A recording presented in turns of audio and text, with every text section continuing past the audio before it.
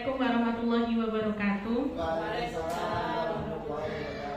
Yang terhormat Kepala SDLB BCD PAC Jember, yang terhormat Bapak Ibu Guru, puji syukur kehadirat Allah Subhanahu wa Ta'ala yang telah melimpahkan rahmat sayyidina kepada kita semua, sehingga pada hari ini kita bisa melaksanakan tugas seperti biasanya. Kedua kalinya selawat serta salam semoga tetap terlimpahkan kepada Nabi kita, Nabi Muhammad SAW, Nabi yang membawa kita dari zaman jahiliyah menuju zaman Islamiyah. Ketiga kalinya saya di sini sebagai pembicara akan membacakan susunan acara. Yang pertama pembukaan, yang kedua sambutan kepala sekolah, yang ketiga penyampaian materi dari Ibu Novi Rosidah. Mari melangkah acara yang pertama, yaitu pembukaan. Kita buka dengan bacaan basmalah bersama-sama. Bismillahirrahmanirrahim. Melangkah acara yang kedua, yaitu sambutan kepala sekolah kepada Ibu Fitria Salim. Kepada beliau dipersilahkan.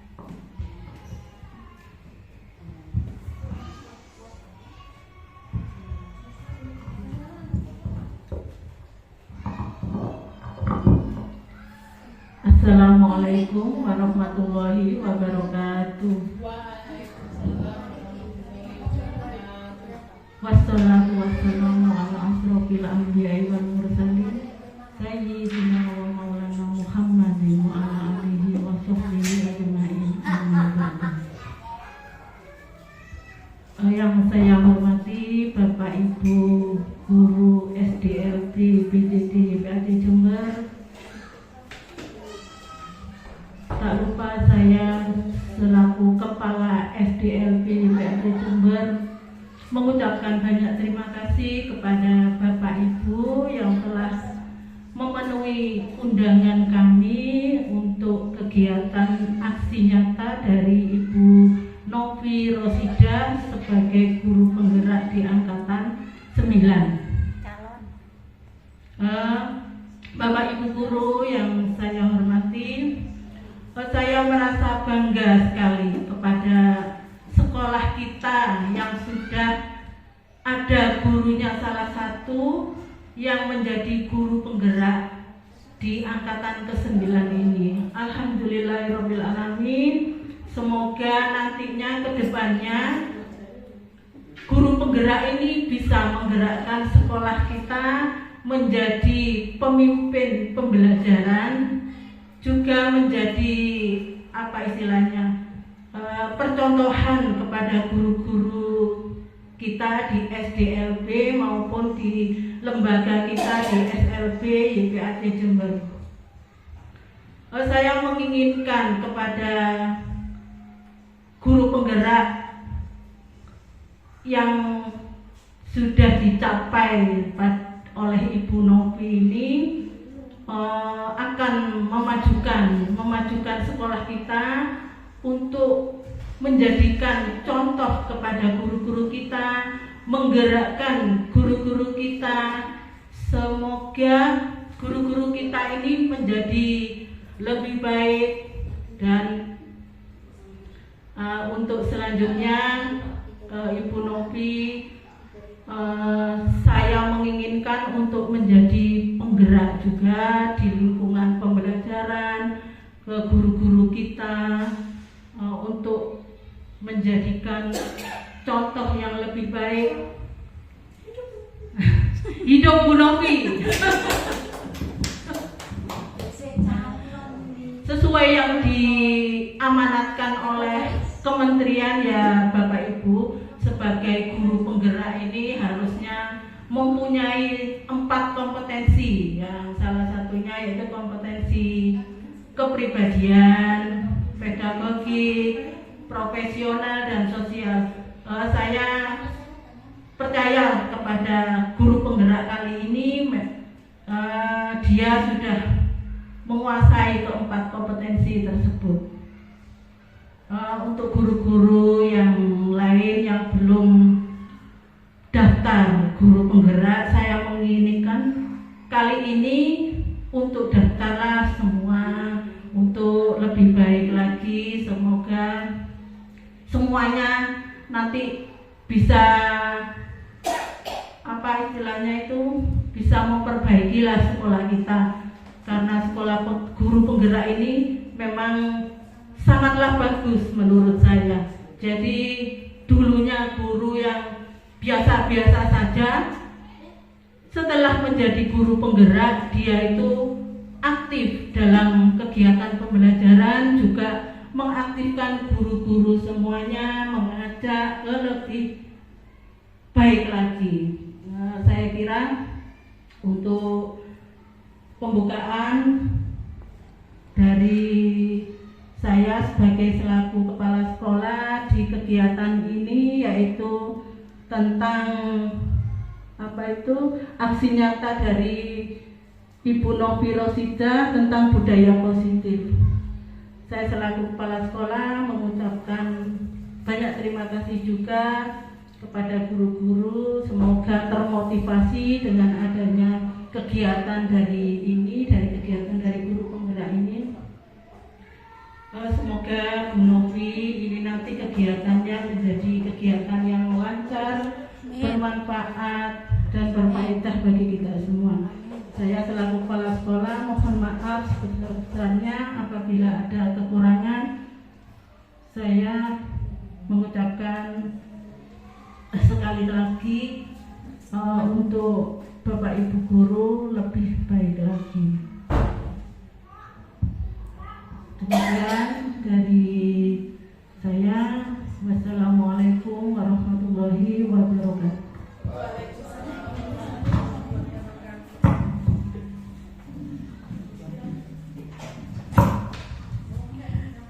Terima kasih atas pengarahan dari Ibu Kepala Sekolah. Selanjutnya yaitu pemaparan dari Ibu Novi Rosida. Waktu dan tempat dipersilakan.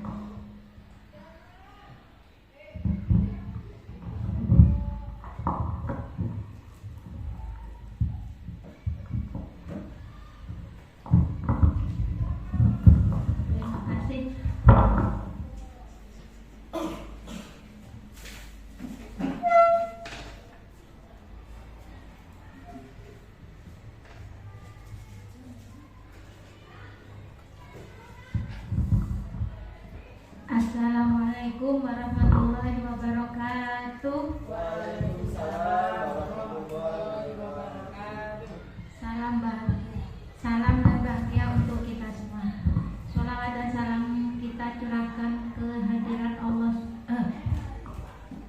Syukur alhamdulillah kita panjatkan ke hadirat Allah Subhanahu wa taala yang telah melimpahkan kesehatan dan karunia-Nya sehingga kita bisa berkumpul dalam keadaan sehat walafiat.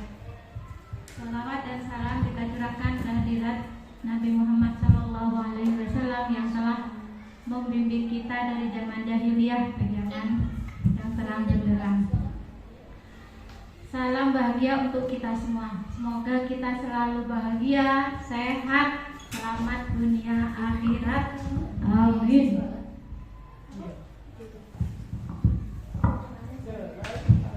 Di sini saya Novi Rosida, TGP Kabupaten Jember Angkatan 9 dari Lembaga SDLB BCD YPAC Jember akan mengadakan aksi nyata modul 1.4 budaya positif.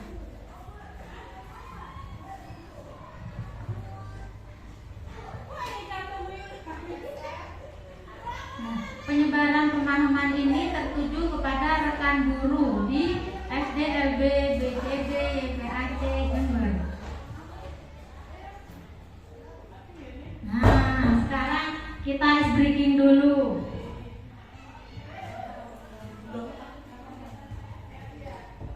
Kita ice breaking dulu.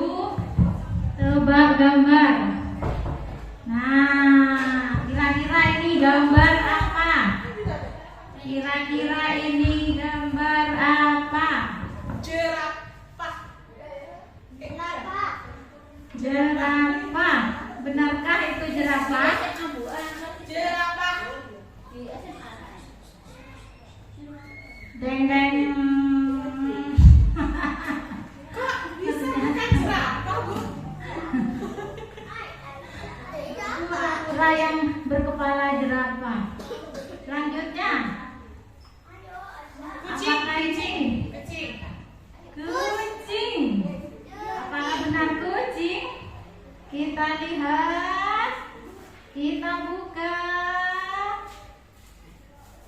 Deng deng deng. Lu Menipu. Selanjutnya apa ini? kupu-kupu. Iya Sayang dah. aja kupu-kupu. Iya dah. Kira-kira. Sayang aja Oh, sayang. Sarung bu. Serem. Kita buka. Tuh. Gajah bersadarkan kupu. Bertahu telinganya kupu-kupu. Kupu-kupu nempel di gajah. Satu lagi. Nah ini apa ini? Iya. Sampai aja ini berapa? Aku udah bilang salah. Celengan. Iya. Celengan aja. Aduh. Celengan kuda. Ya. Ini juga. Oh gajah. Nah, berpikir positif akan memberikan Anda melakukan segala sesuatu lebih baik daripada berpikir negatif. Jadi, kita sebagai pendidik harus selalu berpikir positif, harus selalu berpikir yang baik untuk memajukan anak-anak. Karena kita sebagai pendidik itu bisa menuntun, bisa mengarahkan anak ke arah yang lebih baik.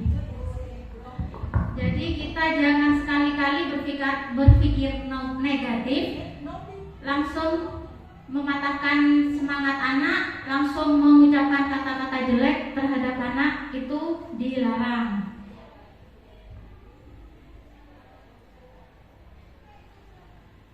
Konsep inti dari budaya positif itu apa saja?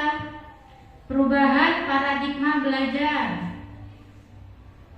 disiplin positif, nilai-nilai kebajikan, kebutuhan dasar manusia, motivasi perilaku manusia, posisi kontrol guru, keyakinan kelas, dan segitiga restitusi.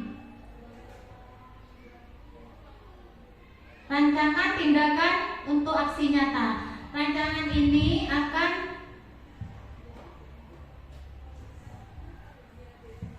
berhasil kalau kita selalu berpikir positif. Nah, selanjutnya latar belakang. Karena kita di lembaga yang khusus, yang spesial, yang menuntut kita untuk selalu dan harus berfokus pada anak. Karena kita di lembaga itu dengan berbagai macam karakter, berbagai macam hambatan, tidak sama dengan sekolah reguler lainnya. Latar belakangnya, murid tidak suka peraturan karena selama ini jika mereka melakukan pelanggaran, maka akan mendapatkan hukuman dan cenderung akan mempermalukan dirinya sendiri. Jadi kita sebagai pendidik di sekolah kita ini, sekolah tercipta ini, kita harus selalu memperhatikan anak. Kita harus selalu menuntun anak ke arah yang lebih baik, supaya anak itu menjadi betah. Kita arahkan ke kemandirian dari segi emosional, dari segi kemandirian. Mungkin tiap anak memiliki hambatan yang berbeda. Ada yang hambatan penglihatan, pendengaran, intelektual, hambatan gerak. Jadi kita harus memfasilitasi anak dengan kebutuhan mereka. Selanjutnya, tujuan dari aksi nyata ini yaitu menciptakan murid yang merdeka dan disiplin diri yang kuat, menumbuhkan budaya positif dengan meyakini nilai-nilai yang baik. Tolak ukurnya, terbentuknya keyakinan kelas melalui kegiatan kesepakatan kelas yang dilakukan wali kelas dan siswa. Lalu, siswa mampu menerapkan dan menjalankan keyakinan kelas yang telah dibuat. Jadi keyakinan kelas itu kita buat kesepakatan bersama antara guru dan siswa. Langkah-langkah untuk memulai budaya positif di sekolah itu apa saja? Jadi kita harus melalui step by step langkah-langkah agar budaya positif itu tercipta di sekolah. Yang pertama, menghadap kepala sekolah untuk menjelaskan pentingnya penanaman budaya positif dan keyakinan kelas di sekolah, serta meminta izin untuk mendeminisasikan bersama rekan guru. Yang kedua, mengumpulkan rekan guru untuk melakukan diseminasi pemahaman materi budaya positif, keyakinan kelas, dan segitiga restitusi. Jadi saat ini yang kita lakukan ini. Selanjutnya, berkoordinasi dan berkolaborasi dengan wali kelas untuk membuat keyakinan kelas di kelas masing-masing. Selanjutnya, memantau, merefleksi, dan mengevaluasi keyakinan kelas yang telah dibuat. Jadi kita sebelum memulai budaya positif itu kita harus melalui langkah-langkah biar tujuan kita itu tercapai. Kita menghadap kepala sekolah, meminta izin kepada kepala sekolah kalau kita akan menerapkan budaya positif dan keyakinan kelas, supaya kelas menjadi nyaman untuk anak-anak, anak-anak senang, guru-guru senang, semuanya merdeka.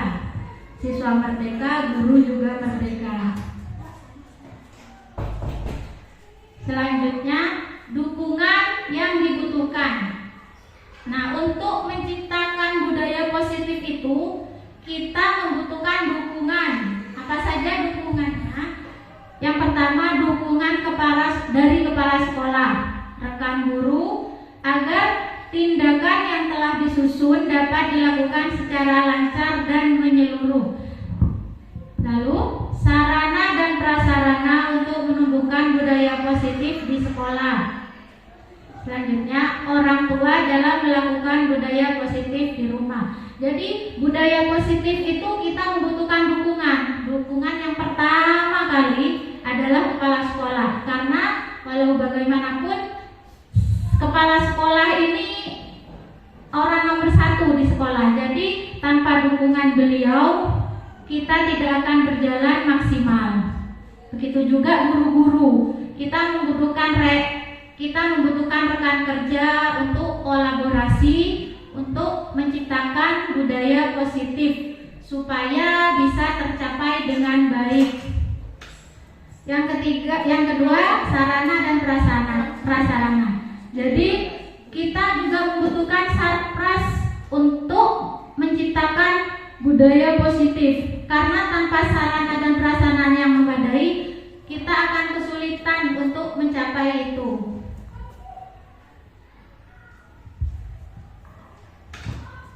Lalu orang tua juga terlibat, juga kita butuhkan dukungannya untuk menciptakan budaya positif.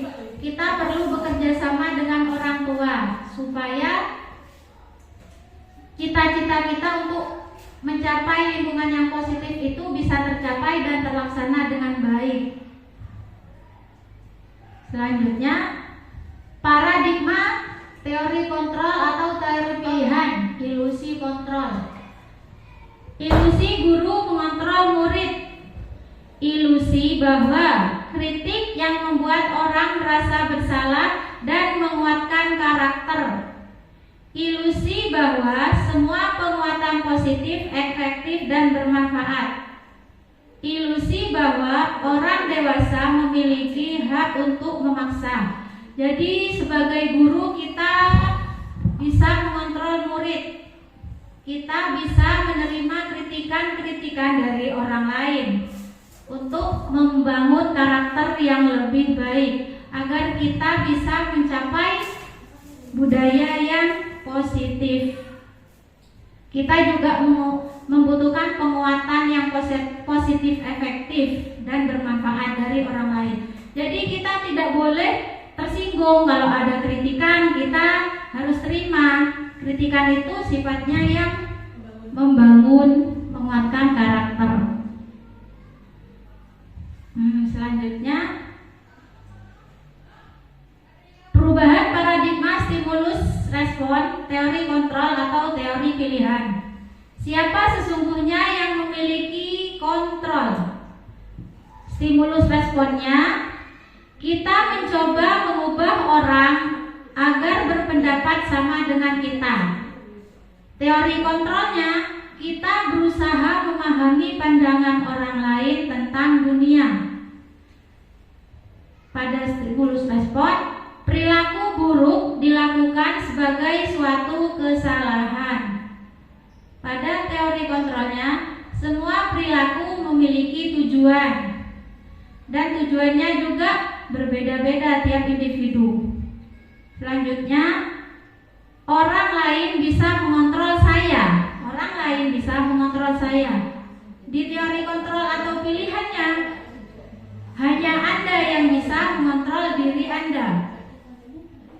Selanjutnya, saya bisa mengontrol orang lain.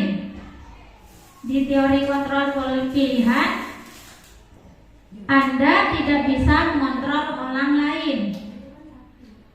Di stimulus respon, pemaksaan pada saat rujukan gagal. Di teori kontrol pilihannya, kolaborasi dan konsensus menciptakan pilihan-pilihan baru. Pada stimulus respon, model berpikir memang menang atau kalah. Model berpikir menang-menang. Nah, di sini disiplin positif. Disiplin positif itu menurut teori kontrol atau teori pilihan, menurut Dr. William Glasser. Anda tidak bisa mengontrol orang lain. Yang ini tadi. Anda tidak bisa mengontrol orang lain. Hanya Anda yang bisa mengontrol diri Anda. Makna disiplinnya belajar kontrol diri dengan menggali potensi kita agar tercapai tujuan kita yang mulia, sesuatu menjadi seseorang yang kita inginkan berdasarkan nilai-nilai yang kita hargai.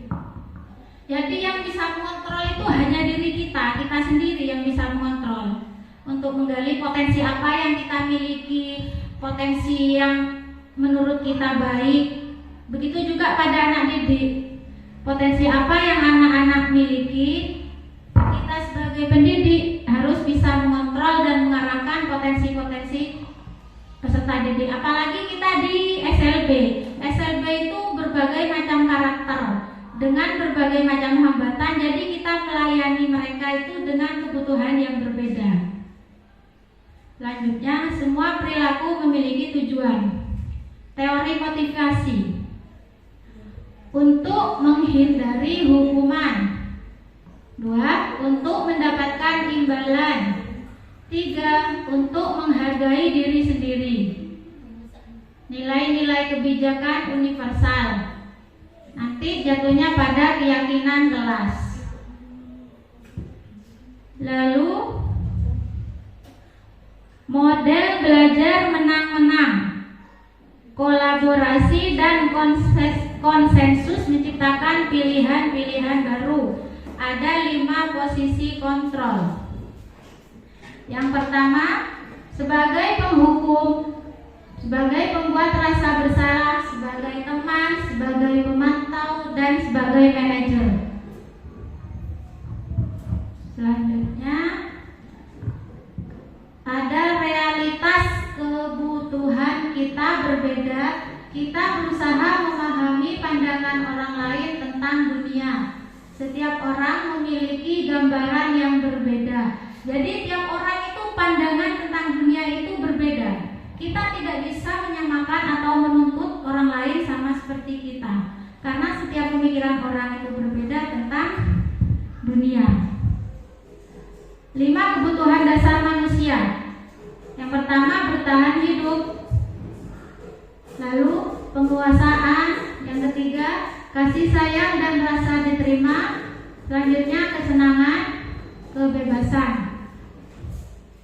Nah, kebutuhan dasar manusia itu ada 5. Yang pertama bertahan hidup. Bertahan hidup itu merupakan kebutuhan dasar, kebutuhan pokok yang dibutuhkan setiap manusia. Kebutuhan dasar itu meliputi apa saja? Kebutuhan yang bersifat fisiologis, yaitu contohnya kebutuhan untuk makan, tempat tinggal, makan tahu, tempat tinggal, pakaian, itu termasuk kebutuhan hidup, kebutuhan dasar, kebutuhan yang harus dipenuhi setiap individu. Lalu selanjutnya kebutuhan akan kasih sayang. Nah, setiap individu itu membutuhkan kasih sayang, membutuhkan rasa diterima. Jadi kita begitu juga kita sebagai pendidik di sekolah, kita juga anak didik kita juga membutuhkan kasih sayang dari kita. Karena walau bagaimanapun kita menjadi orang tua anak didik kita saat di sekolah, itu merupakan tanggung jawab kita. Sehingga anak didik itu memerlukan kasih sayang dari kita. Begitu juga di lingkungan rumah. Saat mereka ada di rumah, mereka membutuhkan kasih sayang dari orang tua. Yang ketiga, kebutuhan dasar manusia itu yang ketiga yaitu penguasaan. Penguasaan yaitu kekuatan untuk menggapai sesuatu. Jadi setiap individu itu membutuhkan kebutuhan penguasaan. Jadi merasa mereka mempunyai prestasi. Mereka harus mereka minta dihargai. Kita minta diakui. Kita minta dipandang oleh orang lain. Begitu juga dengan anak didik. Anak didik itu membutuhkan pengakuan dari kita, kasih sayang dari kita, sehingga kita harus memenuhi kebutuhan itu kepada anak didik. Yang keempat, kebutuhan dasar manusia yang keempat yaitu kebebasan. Kebebasan di sini yaitu bebas untuk bergerak, bebas untuk maju, bebas untuk berimajinasi, bebas untuk mencoba sesuatu. Jadi manusia itu membutuhkan kebebasan untuk berinovasi.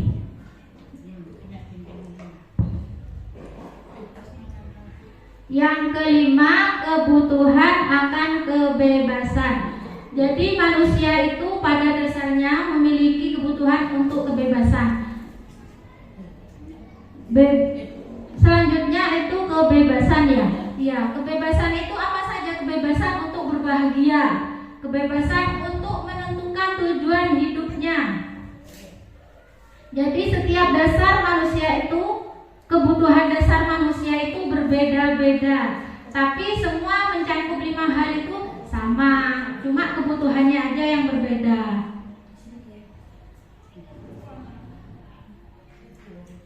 Selanjutnya, apakah makna disiplin?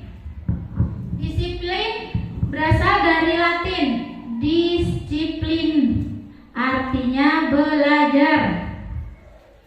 Makna asal dari kata ini berkonotasi dengan disiplin dari murid-murid Socrates dan Plato. Disiplin diri membuat orang menggali potensinya menuju sebuah tujuan apa yang dia hargai. Selanjutnya, namun disiplin dalam budaya kita, makna kata disiplin telah berubah menjadi sesuatu yang dilakukan seseorang pada orang lain adalah menghubungkan kata disiplin dengan ketidaknyamanan, bukan dengan apa yang kita hargai atau pencapaian suatu tujuan mulia. Jadi awal kata disiplin itu dari bahasa Latin yaitu belajar. Belajar untuk apa? Akhirnya kata disiplin itu dikembangkan, lama-kelamaan disiplin itu di budaya kita menjadi sesuatu yang dilakukan seseorang. Jadi kebiasaan yang harus dilakukan oleh seseorang untuk mendapatkan kepatuhan. Begitu juga di sekolah, terutama di lingkungan sekolah. Anak harus disiplin. Disiplin itu untuk mendapatkan kepatuhan. Selanjutnya, nilai-nilai kebajikan universal. Nilai-nilai kebajikan adalah sifat-sifat positif manusia yang merupakan tujuan mulia yang ingin dicapai setiap individu. Nilai-nilai tersebut bersifat universal dan lintas bahasa, suku bangsa, agama maupun latar belakang. Setiap perilaku atau perbuatan memiliki suatu tujuan menurut Dr. William Glasser. Dengan mengaitkan nilai-nilai kebajikan yang diyakini seseorang, maka motivasi intrinsiknya akan terbangun, sehingga menggerakkan motivasi dari dalam untuk dapat mencapai tujuan mulia yang diinginkan. Menurut Dian Goss tahun 1998. Nilai-nilai kebajikan yang ingin dicapai oleh setiap anak Indonesia kita kenal dengan profil pelajar Pancasila yang kita galakkan saat ini, yang meliputi beriman, bertakwa kepada Tuhan Yang Maha Esa dan berakhlak mulia, mandiri, bernalar kritis, berkebinekaan global, bergotong royong, dan kreatif. Jadi sekarang itu profil Pancasila itu kita galakkan, kita terapkan untuk mendidik anak menjadi suatu yang beriman, anak dengan individu yang berjiwa punya keimanan kepada Tuhan, kemandirian, mandiri dalam segala aspek, mandiri dalam segala hal yang bersifat positif. Terutama kita yang berada di SLB ini harus kita terapkan kemandirian itu, karena anak-anak kita, anak didik kita itu salah satunya pada hambatan penglihatan. Jadi kita terapkan kemandirian untuk mobilitas. Kita ajari cara menghadapi orang, cara mengenali lingkungan sekitar. Kalau untuk hambatan pendengaran, kita arah kemandirian untuk menghadapi masyarakat, menghadapi dunia yang sesungguhnya setelah keluar dari SLB. Selanjutnya, bernalar kritis. Jadi anak-anak kita harapkan untuk punya nalar yang kritis, berkebinekaan global, bergotong royong, dan kreatif. Kreatif itu bisa kita kembangkan di sekolah supaya kedepannya anak-anak kalau sudah keluar dari SMP mereka kreatif untuk hidup mandiri, bersaing dengan masyarakat, mempunyai keluarga yang baru, lingkungan yang baru. Jadi kita bisa mengajarkan pada anak-anak dengan profil pelajar Pancasila. Sekarang teori motivasi, hukuman, dan penghargaan restitusi. Teori motivasi perilaku manusia. Untuk menghindari ketidaknyamanan atau hukuman, apa yang akan terjadi apabila saya tidak melakukannya? Ini motivasi eksternal, motivasi yang timbul dari luar diri kita. Yang kedua, untuk mendapatkan imbalan dari orang lain atau institusi, apa yang akan saya dapatkan apabila saya melakukannya? Itu motivasi dari eksternal juga. Yang ketiga, untuk menghargai diri sendiri. Saya akan menjadi orang yang seperti apa bila saya melakukannya. Jadi teori motivasi itu ada dua. Ada motivasi eksternal, ada internal. Eksternal itu munculnya dari luar diri kita. Kalau yang munculnya dari diri kita untuk menghargai diri kita. Jadi apa setelah saya mencapai tujuan itu, apa yang akan saya lakukan? Jadi itu timbulnya dari diri sendiri, tidak ada dorongan dari luar. Kalau yang eksternal itu dorongan dari luar. Contohnya untuk supaya menjadi lebih baik akan mendapatkan imbalan dari institusinya. Jadi dorongan itu munculnya dari eksternal, motivasi eksternal.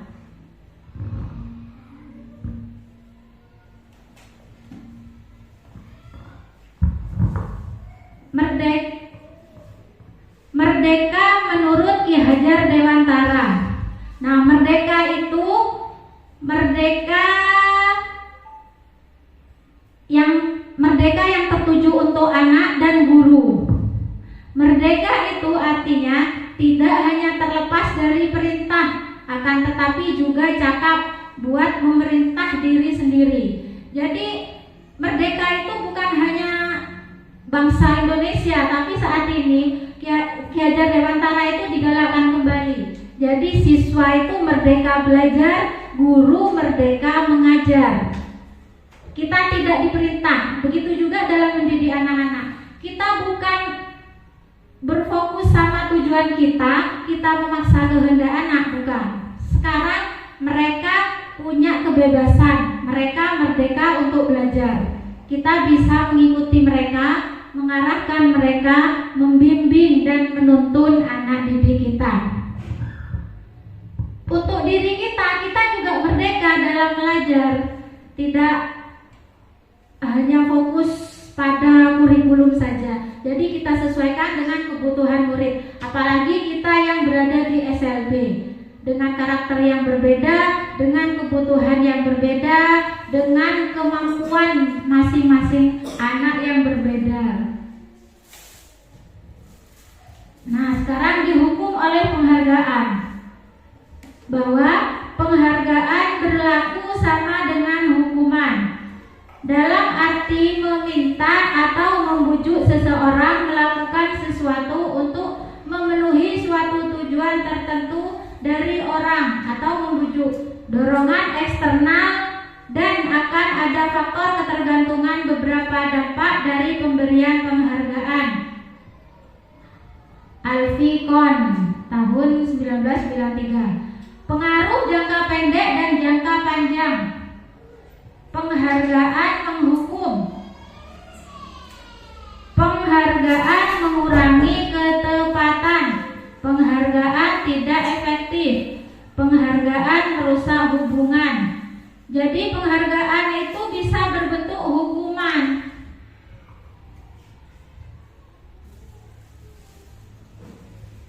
Dihukum oleh penghargaan. Penghargaan menurut kualitas. Penghargaan mematikan kreativitas. Penghargaan mengurangi motivasi intrinsik. Jadi apabila kita maksudnya dihukum dengan penghargaan itu, kita apabila ada contoh anak yang mendapat ranking 3, dia merasa terhukum dengan sebuah penghargaan karena dia tidak dapat ranking 1. Contohnya seperti itu. Bentuk program kebajikan atau apresiasi. Dalam memberikan apresiasi atau pengakuan perlu diingat beberapa hal, yaitu beri pengakuan secara khusus, beri pengakuan secara pribadi, beri pengakuan kepada semua murid secara bergantian, beri pengakuan secara konsisten, fokus pada proses. Jadi kita harus konsisten kepada anak didik, jangan kita pilih kasih, jangan kita semau kita. Jadi kita harus mengadakan proses supaya berjalan dengan baik. Contoh pengakuan apresiasi kebajikan. Di pembukaan kemarin saya perhatikan nilai kebajikannya, rasa empatimu besar sekali. Di situasinya pada saat menolong murid baru di kelas kita. Lalu saya menghargai kepedulianmu pada saat kamu membantu teman-temanmu di tugas kelompok. Terima kasih untuk rasa tanggung jawabmu pada saat kamu memungut kertas-kertas yang berserakan di lantai. Nah, ada tindakan guru, hukuman atau konsekuensi. Mencatat, ini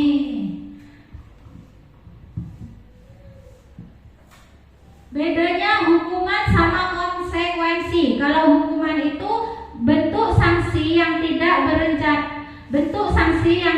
terencana, bersifat satu arah, di mana dalam konteks hukuman untuk siswa hanya menerima suatu hukuman tanpa suatu kesepakatan. Jadi hukuman itu bersifat satu arah, tidak ada kesepakatan awal antara guru dan siswa. Sedangkan konsekuensi itu bentuk sanksi yang diberikan kepada pelaku tindakan melanggar hukum dengan akibat langsung dari tindakannya. Jadi sebab dari tindakannya. Nah ini contohnya tindakan guru. Mencatat 100 kali di dalam buku kalimat, saya tidak akan terlambat lagi karena terlambat ke sekolah. Ini merupakan contoh dari hukuman, dari jenis hukuman. Lari mengelilingi lapangan basket 2 kali karena terlambat hadir di sekolah. Ini merupakan hukuman. Murid diminta untuk push up 15 kali karena tidak menggunakan masker di sekolah. Ini merupakan hukuman. Sedangkan hukuman itu kalau bisa kita hindari, untuk di sekolah kita itu kita hindari. Kenapa? Karena ini bisa membunuh karakter anak. Takutnya anak kita tidak mau sekolah lagi. Apalagi dengan anak yang mengalami hambatan intelektual. Anak harus kita menurut Ki Hajar Dewantara itu harus kita hambakan. Kita berhamba pada murid, kita harus berpusat pada murid. Sebaiknya kita menghindari hukuman. Kita menggunakan konsekuensi. Ini contoh lagi, membersihkan tumpahan air di meja tulis karena tersenggol pada saat belajar. Ini merupakan konsekuensi. Kalau ini kan kita sepakati dulu di kelas apa saja kesepakatannya. Tidak boleh makan dan minum, contoh. Nah, kalau ada gelas berarti kan saat pembelajaran anak itu minum, itu sudah melanggar kesepakatan kelas. Kita kasih konsekuensi, membersihkannya sendiri seperti itu. Lalu ini mengganti kertas tugas teman yang telah dicoret-coret. Contoh mungkin di awal kesepakatan kita harus tertib, kita harus saling menghormati. Nah, apabila terjadi anak itu mencoret-coret tugas, berarti anak itu tidak menghargai teman, tidak menghormati teman.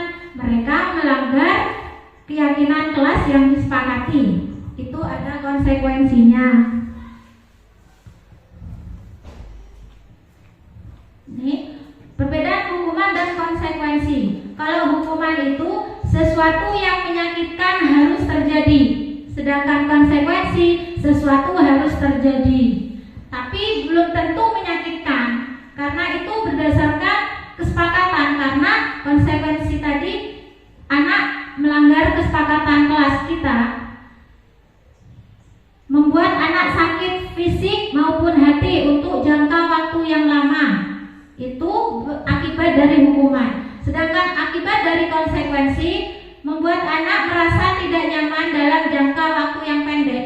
Jadi hukuman itu bisa membuat anak sakit, bukan hanya fisik tapi psikisnya juga, hatinya juga, dan itu bisa membunuh karakter, membuat anak tidak mau bersekolah lagi, tidak mau belajar bersama kita. Di hukuman itu anak membenci kedisiplinan, sedangkan di konsekuensi anak akan menghargai kedisiplinan. Di hukuman adanya paksaan. Jadi paksaan dari satu tadi, paksaan yang harus dilaksanakan itu bentuk hukuman, sedangkan konsekuensi stimulus tanggapan karena dilakukan berdasarkan guru dan murid. Di hukuman mendorong anak menyakiti diri sendiri, mendorong anak, di konsekuensi mendorong anak agar mudah menyesuaikan diri. Di hukuman konsep diri yang buruk, sedangkan di konsekuensi konsep diri yang baik. Anak belajar untuk menyembunyikan kesalahan. Di konsekuensinya anak belajar untuk mematuhi peraturan. Di hukuman marah, rasa bersalah, dipermalukan, merasa tidak dihargai. Dengan adanya hukuman itu anak merasa marah, anak bisa menjadi dendam, akhirnya akan membentuk karakter yang tidak baik untuk anak. Anak menjadi pendendam, anak merasa dipermalukan. Sedangkan di konsekuensi kehilangan hak, dibuat tidak nyaman, diasingkan untuk sementara, tidak, sangat tidak menyakitkan. Apa itu restitusi? Apa itu restitusi?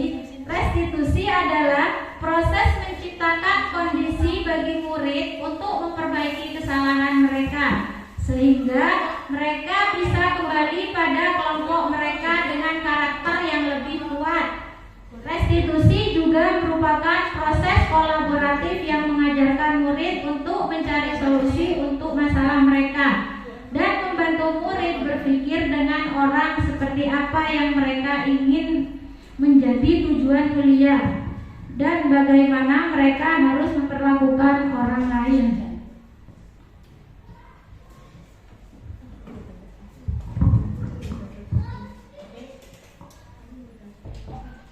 Nah, di sini ada identitas yang gagal, ini ada identitas yang sukses.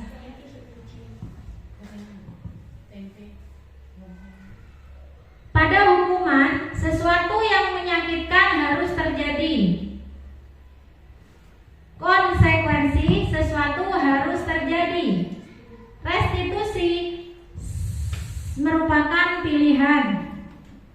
Di hukuman itu tidak nyaman untuk murid atau anak untuk jangka waktu panjang. Di konsekuensi tidak nyaman untuk anak dalam jangka waktu pendek. Jadi kalau hukuman itu sangat menyakitkan sehingga anak-anak sulit untuk menyembuhkan dalam jangka waktu yang panjang. Kalau restitusinya menguatkan anak atau murid dalam jangka waktu panjang. Lalu korban mendapatkan keadilan. Di konsekuensi korban bisa diabaikan. Di restitusi korban mendapatkan ganti. Murid atau anak akan tersakiti di hukuman. Konsekuensi murid anak tidak nyaman. Sedangkan di restitusi murid atau anak mendapatkan penguatan. Jadi ini bersifat positif. Restitusi ini pada anak bersifat positif. Perilaku pasif agresif meningkat di hukuman. Di konsekuensi penguatan hanya bertahan dalam jangka waktu pendek. Di restitusi masalah terpecahkan. Di hukuman sistem tidak akan berjalan bila murid tidak takut. Memerlukan monitoring dan supervisi terus-menerus dari guru. Di restitusi, murid belajar bertanggung jawab untuk perilakunya. Jadi anak-anak diarahkan, dibentuk, dididik, diarahkan untuk menjadi jiwa yang bertanggung jawab. Berlaku hanya pada sebuah institusi, tidak berlanjut pada kehidupan nyata. Di konsekuensi, membantu penerapan mengikuti peraturan dalam masyarakat. Di restitusi, fokus pada pemecahan masalah dalam jangka waktu panjang. Di hukuman, peraturan adalah harus kamu. Di peraturan itu selanjutnya konsekuensi, apa peraturannya? Mampukah kamu melakukannya? Terima kasih. Di hukuman, murid atau anak membenci peraturan. Ini bersifat negatif. Kalau di hukuman itu sifatnya negatif. Sedangkan di konsekuensi itu netral, kalau di restitusi itu positif, membangun anak, mendidik jiwa anak yang lebih baik, kuat, dan bertanggung jawab. Ciri-ciri restitusi. Yang pertama, bukan untuk menebus kesalahan, namun untuk belajar dari kesalahan. Yang kedua, memperbaiki hubungan. Yang ketiga, tawaran, bukan paksaan. Yang keempat, restitusi menuntun untuk melihat ke dalam diri. 5. Restitusi mencari kebutuhan dasar yang mendasari tindakan. Yang keenam, restitusi diri adalah cara yang paling baik. Yang ketujuh, restitusi fokus pada karakter, bukan tindakan. Kedelapan, restitusi fokus pada solusi. 9. Restitusi mengembangkan murid yang berbuat salah pada kelompoknya. Keyakinan kelas.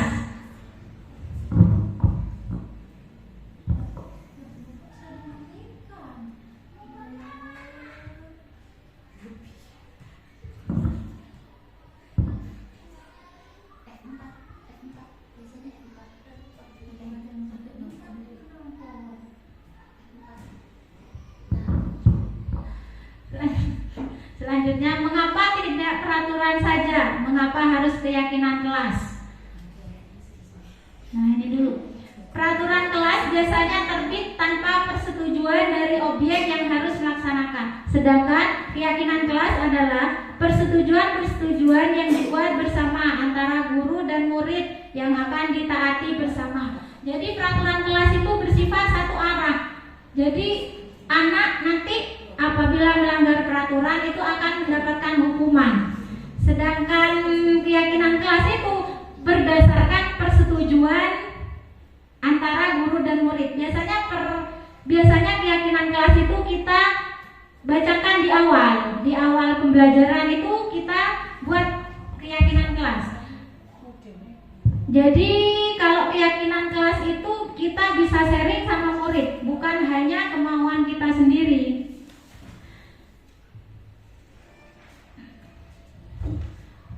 Mengapa tidak peraturan kelas? Mengapa harus keyakinan kelas? Mengapa kita memiliki peraturan harus menggunakan helm apabila mengendarai kendaraan roda 3? Ini roda 2. Mengapa kita memiliki peraturan 3M? Menggunakan masker, mencuci tangan, dan menjaga jarak 1,5 meter waktu pandemi ini ya. Mengapa kita memiliki peraturan harus tepat waktu pada saat mengikuti pelatihan?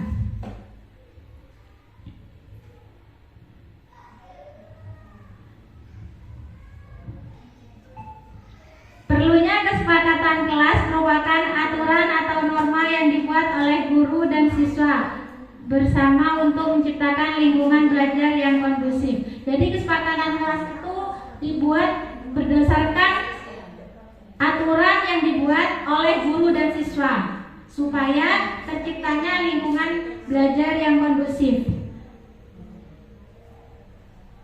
Budaya positif.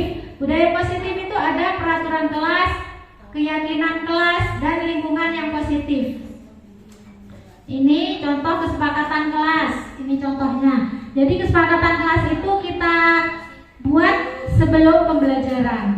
Kita buat kesepakatan sebelum kita mengadakan pembelajaran di awal.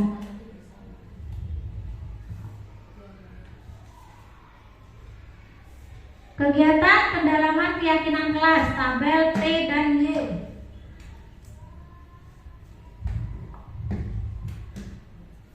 Hormat. Pada tabel hormat itu kami meyakini bahwa sangat penting untuk menghormati semua orang dan barang milik orang lain. Di tabel yang Y itu, terus selanjutnya ada terlihat, ada juga berperilaku.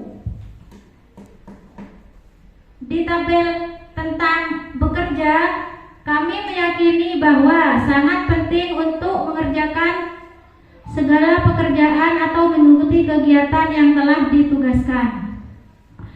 Jadi selanjutnya diterima dan dimiliki.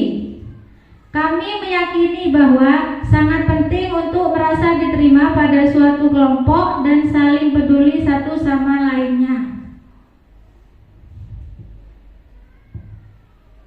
Kegiatan pendalaman keyakinan kelas, tabel T dan Y. Ini keyakinan kelas. Terdengar suatu yang berbicara, satu orang yang berbicara, yang terlihat berempati terhadap peraturan orang lain. Perilakunya tersenyum ramah, memberikan salam hormat, dan memberikan ruang bekerja, postur tubuh yang tenang. Itu kalau kita melakukan keyakinan kelas akan menciptakan lingkungan yang kondusif dan menyenangkan untuk kita, yaitu anak didik dan guru. Ini bedanya peraturan dan keyakinan kelas. Ini tabel peraturan dan keyakinan kelas. Di tabel peraturan selalu mengembalikan buku ke tempatnya, itu beraturan. Sedangkan keyakinan kelas itu tanggung jawab yang ditimbulkan, yang ditumbuhkan untuk anak itu tanggung jawab. Kalau aturan kan harus saklek, harus dilaksanakan. Kalau melanggar aturan akan ada hukuman. Lalu di peraturan dilarang mengganggu orang lain.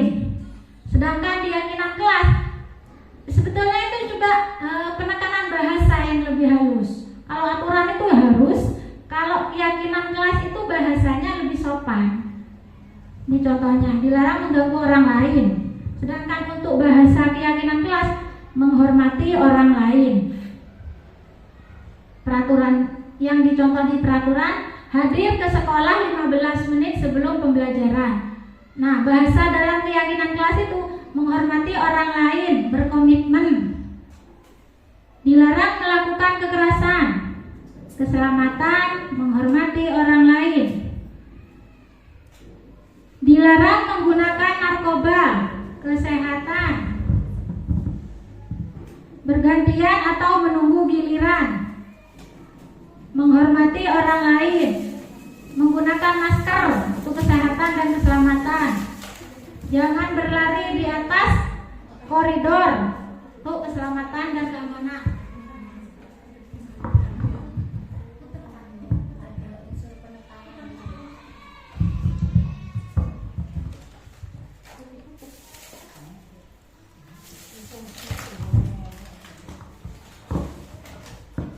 Untuk kebutuhan dasar manusia itu ada 5. Oh tadi sudah tadi kebutuhan akan bertahan hidup, kasih sayang dan diterima, penguasaan, kebebasan dan kesenangan. Sekarang 5 posisi kontrol.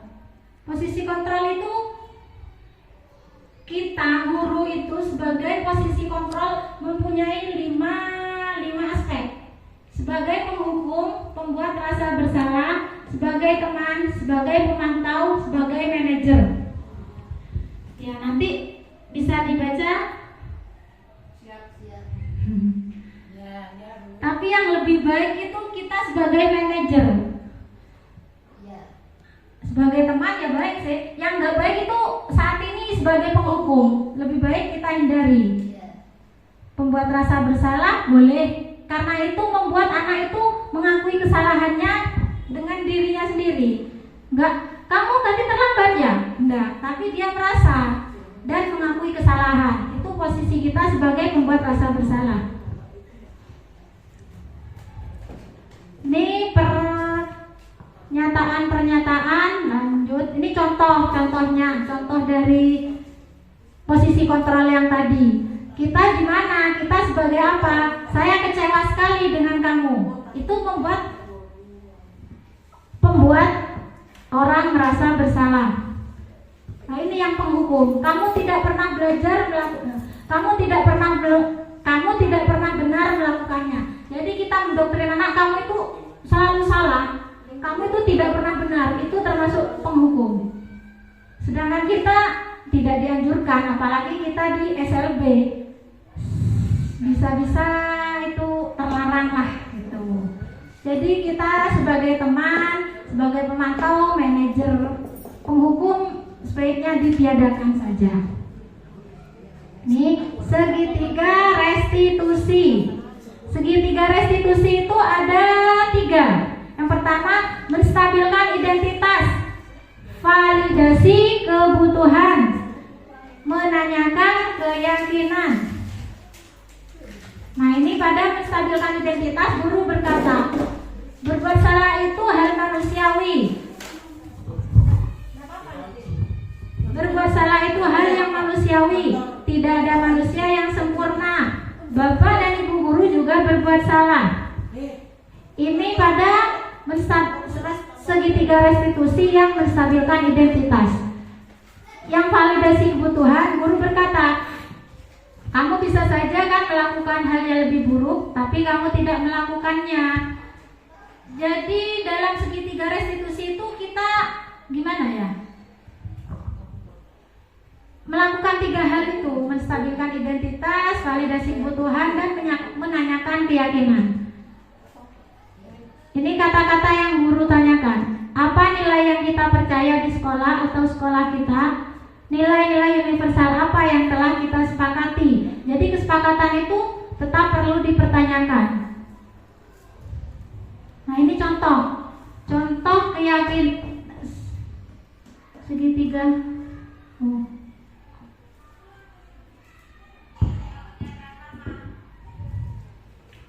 Nah, ini si Aisyah ini mencontek. Saat ulangan si Aisyah ini mencontek. Ya, inilah anak-anak kita yang istimewa, anak-anak yang super membuat kita berbahagia.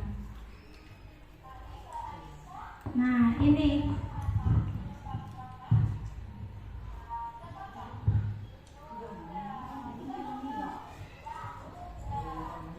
anak dengan hambatan intelektual.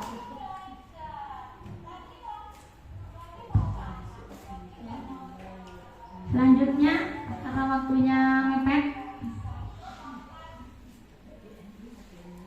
ini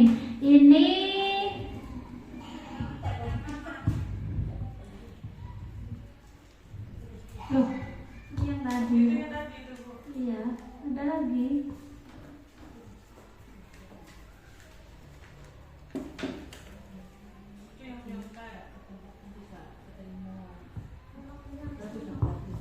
Lanjut aja.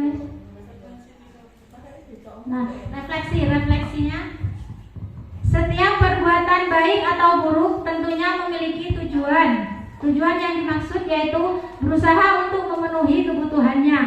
Refleksi yang kedua, sebagai guru kita harus melibatkan murid dalam mencari solusi, menganalisis kebutuhan dan mengarahkan murid untuk memenuhi kebutuhannya dengan cara yang tepat.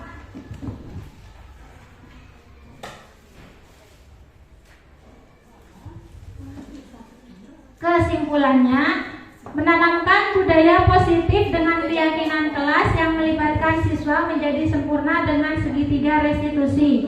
Guru dan kepala sekolah mengambil posisi kontrol sebagai manajer. Hal ini sesuai dengan visi guru penggerak dan sejalan dengan pemikiran Ki Hajar Dewantara, yaitu menuntun segala kodrat anak untuk menjaga keselamatan dan kebahagiaan setinggi-tingginya demi tercapainya student well-being melalui pembiasaan dan keyakinan kelas daripada sekedar mengikuti peraturan tertulis tanpa makna. Terima kasih. Salam guru penggerak, tergerak, menggerakkan.